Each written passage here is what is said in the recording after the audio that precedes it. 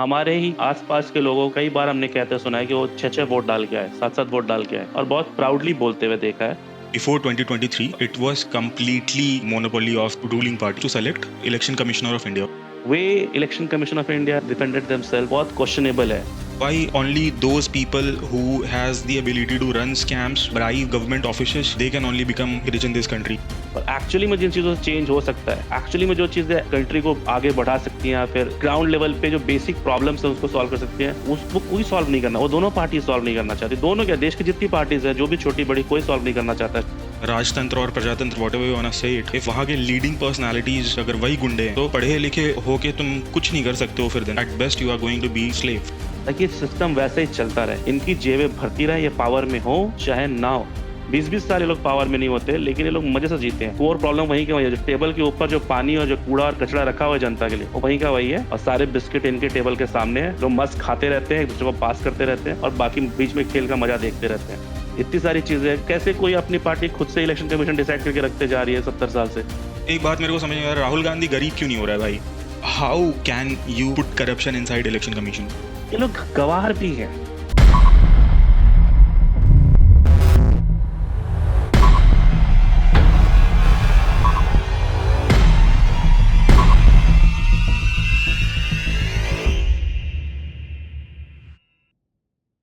Hello everyone, this is Abhinay, my name is Divakar, and we are going to do this simple round of discussion where we're going to discuss about Indian democracy and economy. So this discussion will be in two parts. One is about the democracy part of India, which will revolve mostly around the Election Commission of India, the recent events, and the second part is the economy of India, which is going to revolve around Adani, Ambani, the major groups of India, which are actually responsible for most of the GDP contribution. Let's get started.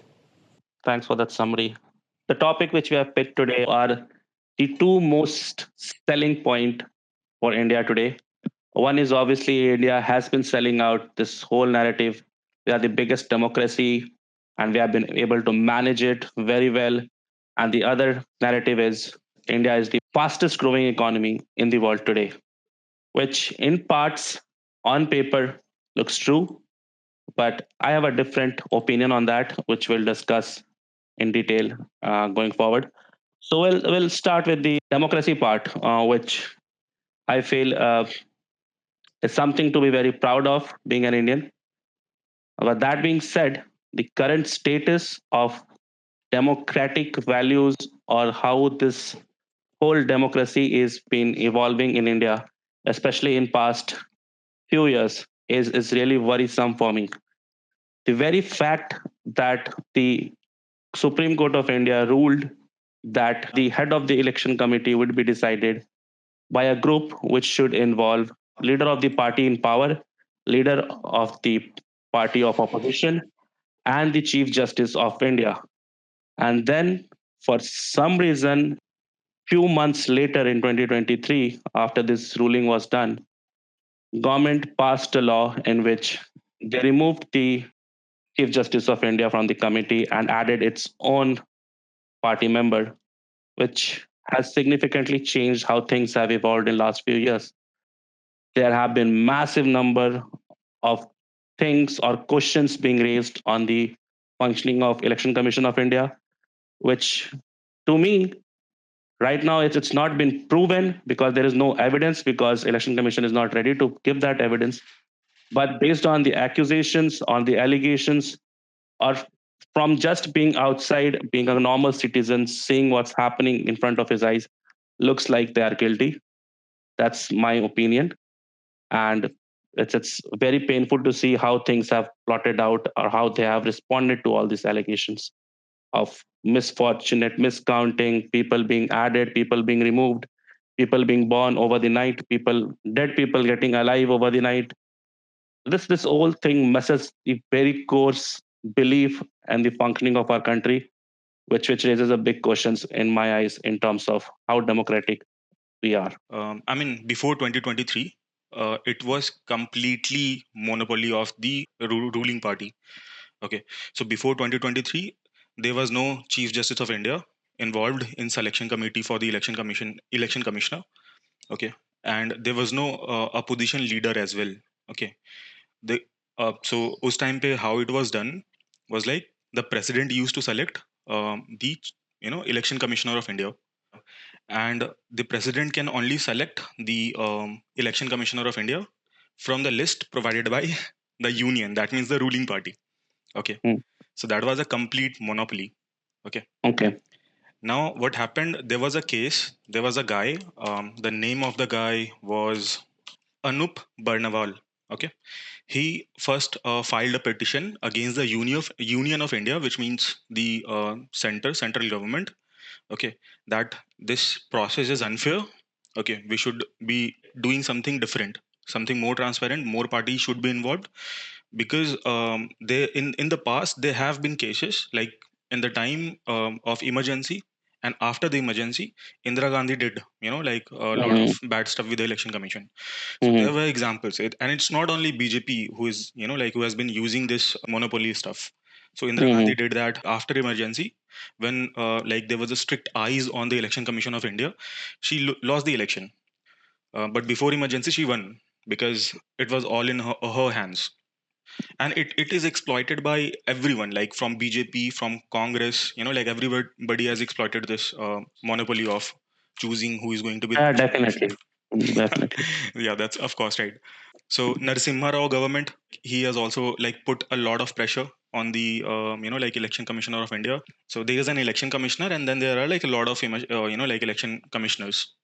Yeah, this used to happen a lot. So in 2023, there's a guy called like Anup Barnawal. He filed a petition. So the verdict was that CGI will be involved. Okay, till the time Parliament decides like what process they think is fine for selecting the election commissioner of India, but there has to be a defined process in which opposition is also involved, or maybe CGI is also involved. So what happened, like CGI came up with a like a stuff where prime minister is going to be in the chair for selecting the Selection election committee. commissioner. Union, so, and CGI is going to be there, the Chief Justice of India, and then an opposition leader is also going to be present in, or will have some hand in, like basically to monitor how the process is getting committed, and like he'll be informed about everything and stuff. Okay, I don't know the details, but these three were going to be involved in everything which is going to Hmm. happen. So in the same time, in the same year, in 2023, BJP, like they passed, the central government, they passed that law in the parliament, that and they removed the CJI. Okay, the Chief Justice of India, they removed it, and they replaced it with union cabinet ministers, which Hmm. is like the cabinet ministers like home minister, finance minister, and somebody is going to be from the union cabinet minister instead of the CJI. And then there is again another case which is filed by Jaya Thakur, which is still in progress, which is running. So 2024 thing, this is now. So what happened when election happened? The opposition. So BJP has a habit of like bullying opposition since they are in majority or something like that. So they have a habit of like keeping in the process, opposition leader needs to be there, but the ruling government did not inform the leader, the opposition leader, and then they continued their all the Hmm. XYZ activities. So she filed a case against that opposition leader. This practice is not being followed. Okay, so and this happened in the like appointment of the current election commissioner, which is like our Hmm. lovely Gyanesh and Dr. Sukhbir Singh Sandhu, etc., etc. Almost same ही है but anyways ऐसा नहीं है कि जो इस बार कांग्रेस ने finally reveal किया राहुल गांधी ने या जो एलिगेशंस लगना शुरू हुए इस कांग्रेस ने ही नहीं किया सिर्फ बीजेपी के भी एक मिनिस्टर ने कुछ एक एरिया के कुछ वोटर लिस्ट को लेकर के क्वेश्चंस उठाए थे इलेक्शन कमीशन के ऊपर तो बेसिकली जो जहां से हार रहा है वहां के वोटर्स को लेकर के सवाल उठा रहा है कोई भी पार्टी हो पर पॉइंट ये है कि हमने खुद से पर्सनली भी देखा है कि आज से नहीं सालों से होता आ रहा है ठीक है बचपन में हमारे ही आस-पास के लोगों को कई बार हमने कहते सुना है कि वो 6-6 वोट डाल के आए, 7-7 वोट डाल के आए और बहुत प्राउडली बोलते हुए देखा है। और मैंने भी शायद उस टाइम पे क्वेश्चन नहीं किया होगा, हँसा ही होऊँगा इस बात के ऊपर कि वाह! क्या बात है, 6 वोट डाल के आया भाई, अलग ही भौकाल है तुम्हारा तो। क्योंकि उस वक़्त शायद उतना ज्ञान नहीं था या उतनी समझ नहीं थी उसकी इम्पोर्टेंस क्या है। आई एम टॉकिंग अबाउट ये 2008, 9, 10 की बातें होंगी। हमेशा से होता आ रहा है ये, मरे हुए लोग वोट डालते हैं, एक ही लोग 2-2 वोट डालते हैं। फाइनली आज शायद इस स्केल पे होने लगा ये चीज़ कि अब इलेक्शन के नतीजे स्ट्रेट अवे पलट जा रहे हैं इन सारी चीज़ों की वजह से। और इतना खुले आम भी जब रिविलेशंस हुए, क्वेश्चंस रेज़ हुए, way Election Commission of India defended themselves. क्या अपनी माताओं, बहुओं, बेटियों सहित किसी भी मतदाता की सीसीटीवी वीडियो चुनाव आयोग को साझा करनी चाहिए क्या? बहुत क्वेश्चनेबल है, मतलब कैसे silly arguments from someone who calls himself at least too much educated और बहुत ज़्यादा एलिजिबल है वो उस जॉब के लिए। उन्होंने आईआईटी किया हुआ है, एमबीए पता नहीं कहाँ से, कौन-सी हार्वर्ड से किया है कि कहीं किसी बड़ी यूनिवर्सिटी से किया है। उसके बाद ये किया है, फलाना किया है, ढिमकाना किया है। उसके बाद जो भी स्टेटमेंट उन्होंने दिए बहुत ही क्वेश्चनेबल थे और ऊपर से जिस तरह से वो रिएक्ट कर रहे हैं, जो चेंजेस कर रहे हो लॉ में कि हम 60 दिन के अंदर सीसीटीवी फुटेज डिलीट कर देंगे। इट इट मेक्स द और द क्वेश्चन बिकम्स और आँखों में नॉर्मल लोगों की आँखों में क्वेश्चनेबल बन जाता है, गिल्टी प्रूव होने लगता है। Not sure whether they are how much guilty they are और it's a fault at there in उनके प्रोसेस और सिस्टम में ये फॉल्ट है या हम टेक्नोलॉजिकली उतने एडवांस नहीं कि हम ट्रैक कर पा रहे हैं। एक ही आदमी 4 जगह शिफ्ट कर जा रहा है, एक ही बार में साल में 4 जगह शिफ्ट कर जा रहा है, तो उसका 4 जगह वोटर आईडी बन जा रहा है। ये हमारे सिस्टम का फेलियर है, टेक्नोलॉजी का फेलियर है या प्रॉपर मैल फंक्शन है, I am not sure. But जिस तरीके से डिफेंड कर रहे हैं विदाउट एक्सेप्टिंग इट और प्रूविंग इट अदरवाइज रॉन्ग सामने वाले को, that raises a question in terms of credibility. उनकी क्रेडिबिलिटी क्या है इस काम को लेकर के, वो कितने सीरियस है या वो सच में आज के टाइम पे इट्स वेरी एविडेंट कि they are willing to do anything जो पावर में है, जो पार्टी में है, जस्ट बिकॉज उनको रिटायर होने के बाद पेंशन्स मिलती रहेंगी या उनकी लाइफ सिक्योर हो जाएगी। वैसे भी वो लोग बहुत पैसे कमा रहे हैं और कितने पैसे चाहिए इन लोगों को। कितना भी कमा लो, ठीक है, वो कम रहेगा, ठीक है। If the politics is being run by राजतंत्र और प्रजातंत्र, whatever you want to say it, ठीक है, इफ वहाँ के लीडिंग पर्सनालिटीज अगर लाइक अगर वही गुंडे हैं, ठीक है, सो पढ़े लिखे होके तुम कुछ नहीं कर सकते हो फिर then okay you will be at best you are going to be slave. Let me ask you a question, ठीक है, कि Indira Gandhi did that, okay, that we all know that Indira Gandhi का इमरजेंसी का तो पता ही है, वो बहुत सारा वहाँ पे like monopoly and then kind of monarchy dictatorship वगैरह एस्टैब्लिश कर ली थी। 1990 में नरसिम्हा राव का गवर्नमेंट था, वो पता है क्या किया? एक इलेक्शन कमिश्नर था, ठीक है, जो कि उन लोग के मोनोपोली से ही अपॉइंट हुआ था, ठीक है, बट वो तुम्हारा मतलब लाइक काइंड ऑफ अपने तरीके से और इंडिपेंडेंट होकर काम कर रहा था, जो कि तुम्हारा इलेक्शन कमिश्नर ऑफ इंडिया को करना चाहिए, ठीक है, chief election commissioner of India, that is what is expected out of them. Narasimha Rao एक और चीफ इलेक्शन कमिश्नर अपॉइंट कर लिया, तो वहां पे तुम्हारा 2 चीफ इलेक्शन कमिश्नर हो गया। टेल मी 2000 से लेके 2010 तक में भी, ठीक है, हुएवर वाज रूलिंग पार्टी, ठीक है, बीच में अटल बिहारी वाजपेयी का सरकार था, उसके बाद फिर तुम्हारा 10 साल तक तुम्हारा ये सरदार जी का अपना सरदार जी और सोनिया गांधी का तुम्हारा सरकार था, ठीक है। तो इस टाइम में भी तुम्हारा जो दोनों पार्टीज थे, लाइक ऑपोजिशन जो भी था उस टाइम में और प्लस तुम्हारा रूलिंग पार्टीज, ये एक दूसरे को अक्यूज करते रहे, ठीक है, there has been like misuse of election commissioner और इलेक्शन कमीशन, ठीक है। तो एक सवाल का जवाब दो कि लाइक, तो ये और तुमको सुन के थोड़ा अजीब लगा होगा अभी कि 2023 से पहले रूलिंग पार्टी ही इलेक्शन कमिश्नर और इलेक्शन कमेटी को तुम्हारा डिसाइड कर रहा था, ठीक है, how is that's a little bit strange. तो पिछले 70 साल से, ठीक है, ये चल कैसे रहा था, ठीक है। What do you think, like what are the possible reasons?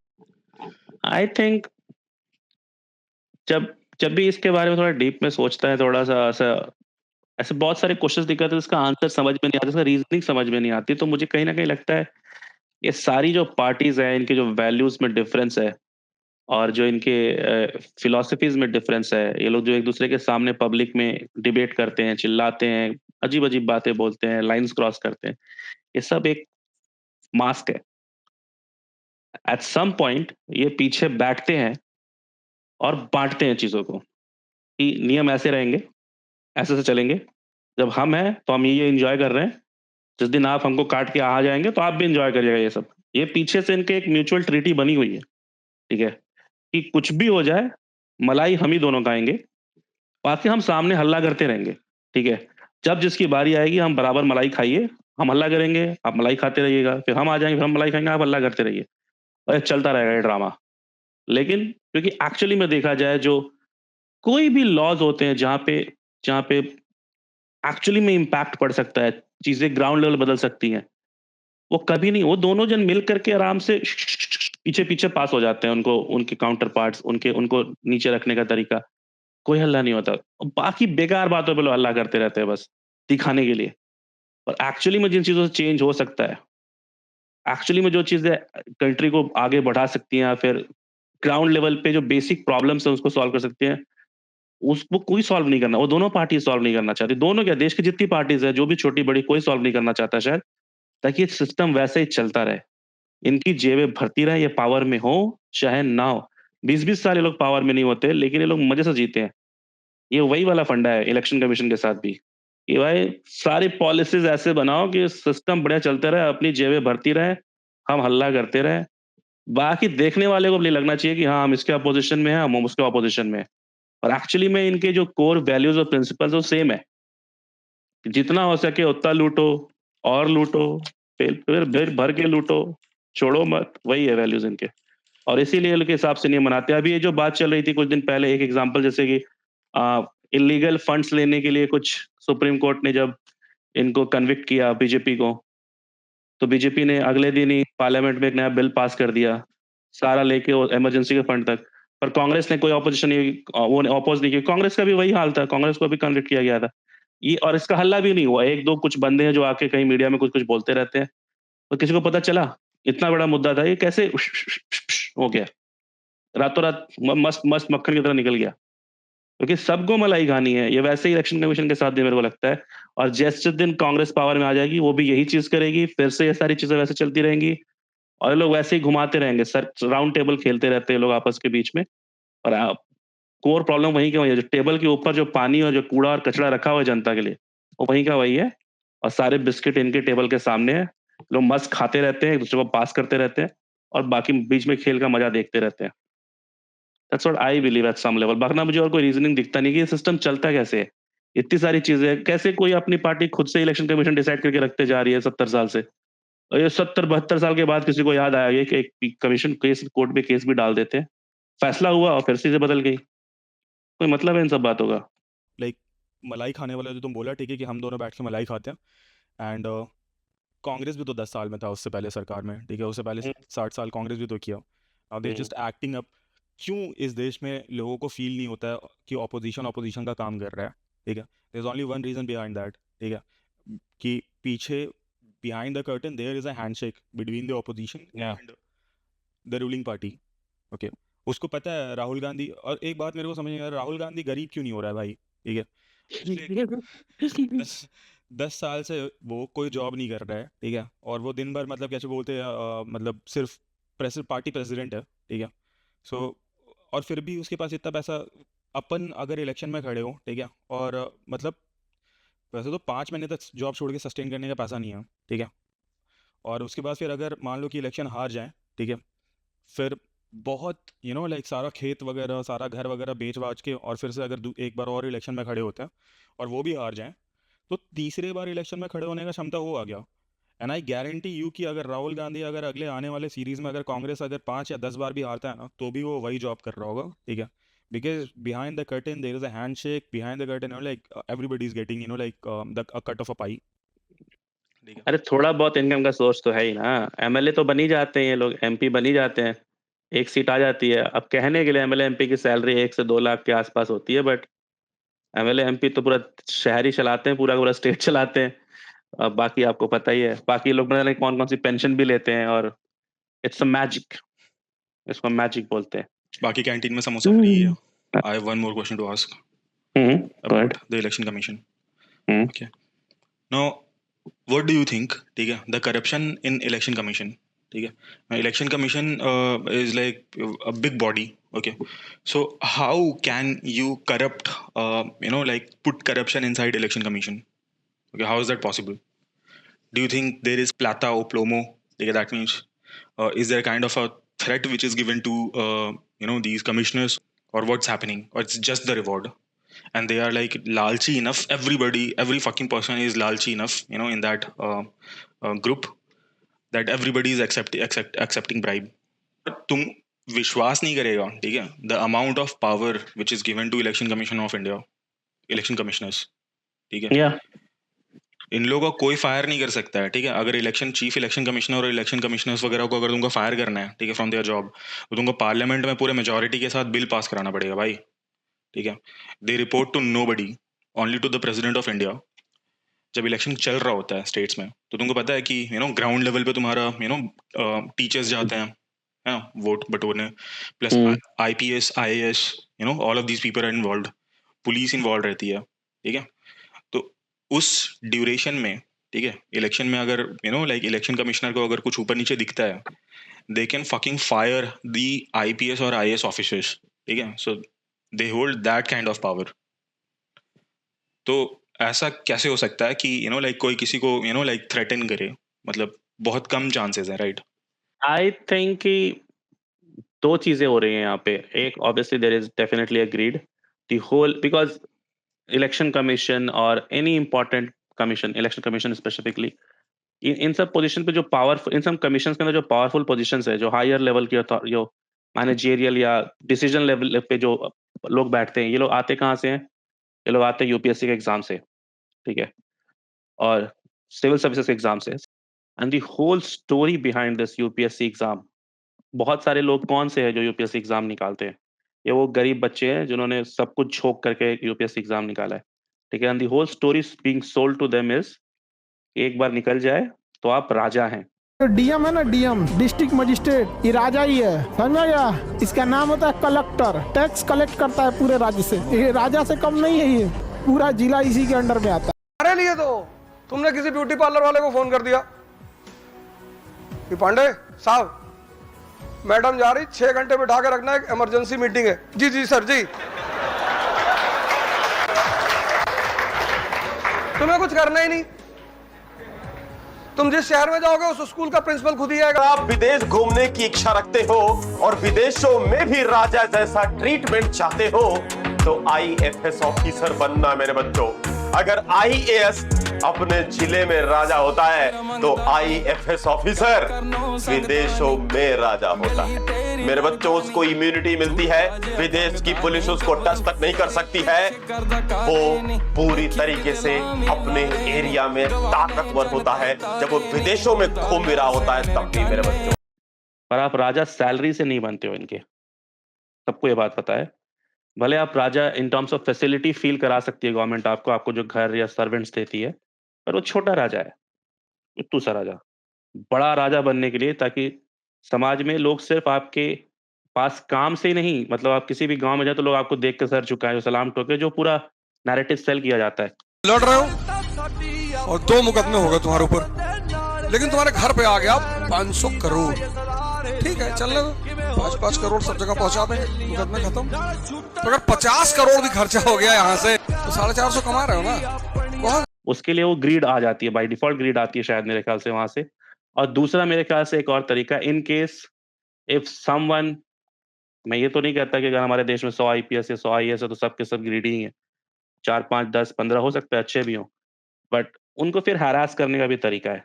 Just like normal citizens जब कोई आवाज उठाता है तो उनके साथ हरासमेंट शुरू हो जाती है, ED के थ्रू हरासमेंट, टैक्स डिपार्टमेंट्स के थ्रू हरासमेंट्स, उनका ट्रांसफर ऐसी जगह करना जो एकदम रिमोट किसी गांव में है। हो सकता है, कोई बुरा नहीं है वो भी, हाँ, नॉर्मल ट्रांसफर्स भी होते हैं। पनिशमेंट क्या, गांव में चले गए तो पनिशमेंट थोड़ी हो गया, पर किसी को जानबूझ के भेजना, बार बार गांव ही भेजना, वो एक अलग चीज हो गई। और फिर उसके साथ उस तरीके से फिर रेड्स डालना, केसेस चलाना। एंड इट्स नॉट अबाउट कि अगर आप क्लीन हो, बिकॉज देन इट कम्स कि अगर आपके पास कुछ छुपाने के लिए नहीं है तो आप रेड से क्यों डरते हो, राइट? दैट्स एक और पिक्चर है, वो नैरेटिव है मार्केट में। बट वो बात ही नहीं है कि मैंने कोई गलत काम नहीं किया, पर मैं नहीं चाहता कि मेरे घर पुलिस आए, रेड पड़े, मुझे कोर्ट जाना पड़े, मुझे इन सब कामों में पड़ा। मेरे से छोटा सा एक आधार कार्ड का नंबर अपडेट कराने में इतनी मौत आती है मेरे को। जाके लाइन में लगो, बक बक बक बक बक बक कर उनके साथ बैठ के, फिर उनको वो धीरे धीरे लगता है कि अभी सो के उठ रहे हैं आराम से। काम, ये सब काम किसको करना है आज के टाइम में? अगले दिन इतना टाइम नहीं है मेरे पास भाई। तो ये सारी केस कोर्ट कचहरी में कोई पढ़ना नहीं चाहता। और ये एक हथियार है, इतना बड़ा हथियार है, जिसको गवर्नमेंट किस लेवल पे मिसयूज करती है, हमने अपने एक पुराने मीडिया वाले वीडियो में डिस्कस ऑलरेडी किया था। किस तरीके से मीडिया को हरास करने के लिए गवर्नमेंट ईडी का इस्तेमाल करती है, या फिर तो वो वीडियोस भी देख सकते हैं। तो सबको ये चीज़ पता है अभी। और ये लोग गँवार भी हैं, क्योंकि इसमें कई सारी पोज़ीशंस ऐसे भी हैं जो शायद नॉट श्योर बट मेबी अ, कोटा से आती हैं, रिज़र्वेशन से आती हैं, ठीक है? जिनको शायद वो ट्रेनिंग भी नहीं मिली है, उनको उनको पता ही नहीं कि उनकी जॉब की इम्पोर्टेंस क्या है। कैन यू से कि अगर इलेक्शन कमीशन में 500 लोग इंडिया में काम करते हैं, तो 500 लोगों को पता है कि how important is their responsibility. वो लोग जो काम कर रहे हैं, वो देश के लिए कितना इम्पोर्टेंट है।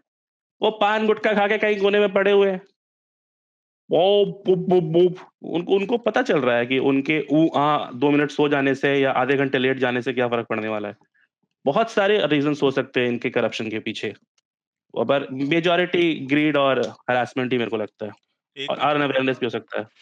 majority of YouTube videos that I see, ठीक है, which are like institutes or the teachers which are training people on UPSC or like other civil services exam like BPSC or UPPSC etc etc, हुँ, ठीक है, उन सब के दे पीछे boost it. या they are like हाँ, लाल बत्ती गाड़ी होगी, लाइक हुँ, सलाम ठोकेंगे, ठीक है, किसी को दो तमाचा and after that like you see cases of like those IPS and ISS officers जिसके कुछ वीडियोस हमारे तक आ जाते हैं।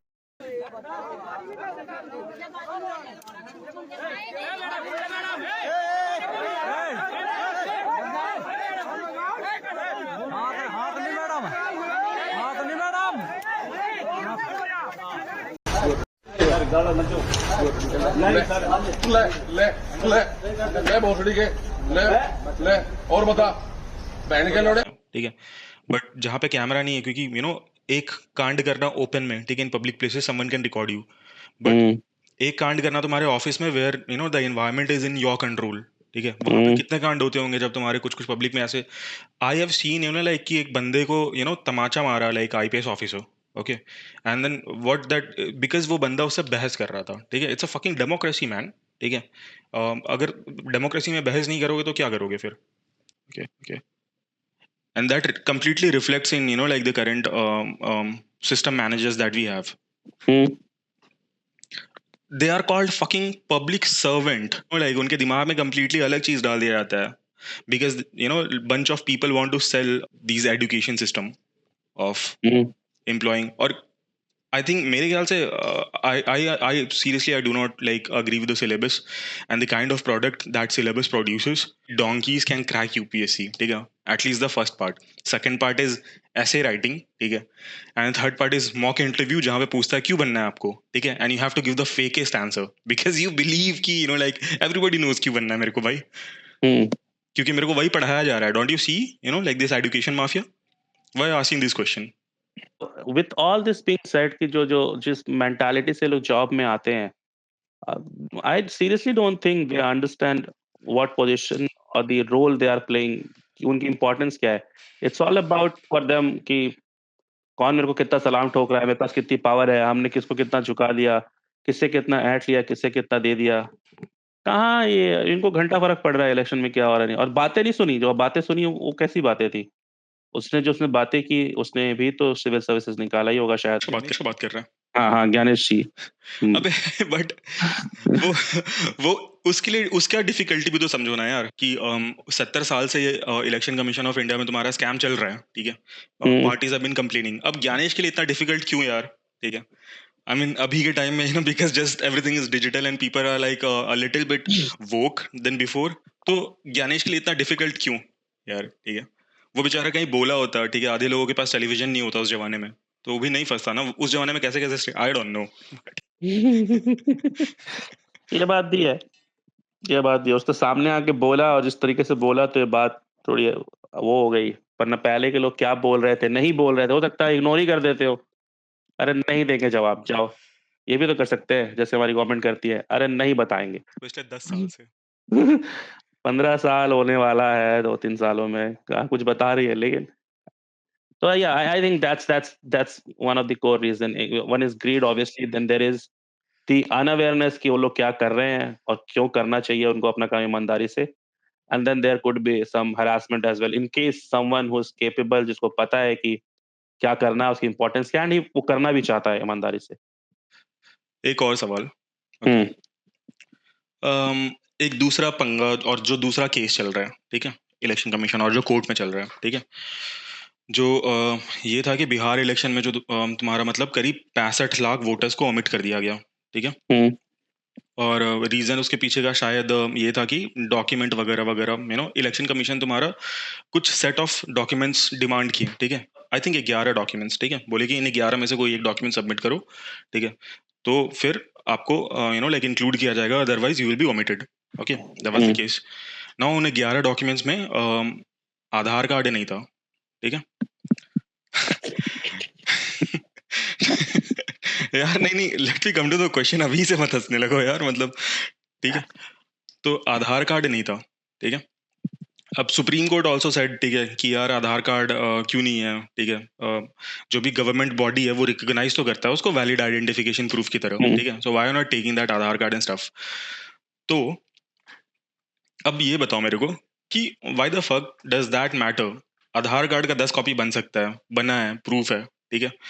वोटर आईडी कार्ड का 10 कॉपी बन सकता है, बनता है, बहुत कॉमन प्रैक्टिस है, ठीक है। राशन कार्ड में इतने फेक कॉपीज हैं, ठीक है। अप्रोक्सीमेटली जो राशन कार्ड है, ठीक है, प्लस तुम्हारा like below poverty line card है, ठीक है, और उन सब में तुम्हारा समझ लो कि अप्रोक्सीमेटली, ठीक है, इंडिया में अगर मान लो कि 100 मतलब 1 करोड़ अगर वैसे कार्ड्स हैं, मतलब ये 80 करोड़ तो होंगे ना जो उनको फ्री में राशन बैठ रहा है, ठीक है। उसमें से 30% फेक है, ठीक है। तो क्या लेगा तुम वैलिड, ठीक है। How are these like any of these documents like valid for like voters, ठीक है। और how why does it matter. Question क्या था वैसे? कि मतलब अभी जो ये लोग हल्ला कर रहे हैं ना, ठीक है, उसमें से एक हल्ला ये है, ठीक है, कि आधार कार्ड नहीं इंक्लूड किया भाई, ठीक है। 11 डॉक्यूमेंट्स मांगा, ठीक है, वो गया, बिहार का इलेक्शन हो रहा है, वो बोला कि यार 65 लाख लोग, तुम लोग इंक्लूडेड नहीं हो, तुम लोग वोट नहीं दे सकते हो, ठीक है। 11 डॉक्यूमेंट सबमिट करो, otherwise you won't be able to vote, ठीक है। और उन 11 डॉक्यूमेंट्स में से आधार कार्ड नहीं है, ठीक है।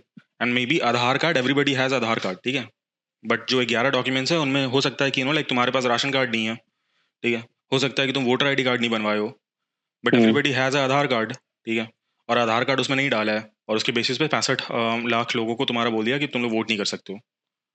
तो उसमें सुप्रीम कोर्ट बोला कि नहीं नहीं, आधार कार्ड भी इंक्लूड करो, क्यों नहीं कर रहे हो। तो वो मान भी गया इलेक्शन कमीशन कि हाँ ठीक है, इंक्लूड कर लेंगे Aadhaar card. But why does it matter? So it will not solve the problem is what I am saying, ठीक है। So do you think it matters कि what documents do we include और नॉट? जब सारे documents का तुम्हारा copy बन ही रहा है तो क्या फर्क पड़ता है?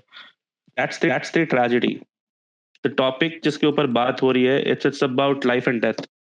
It's about survival. It's about real growth. ठीक है? It's about legacy. It's about future. इससे ज़्यादा important क्या है? ठीक है?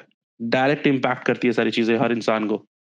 और दी ट्रेजेडी इज कि हम लोग इसके बारे में जब बात करते हैं तो अल्टीमेटली हंसी देता है इंसान इसके ऊपर।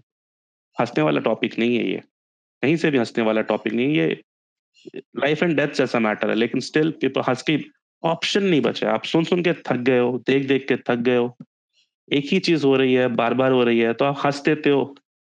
एंड एवरीवन नोज कि क्या हो रहा है, क्यों हो रहा है और कैसे हो रहा है और आगे क्या होगा।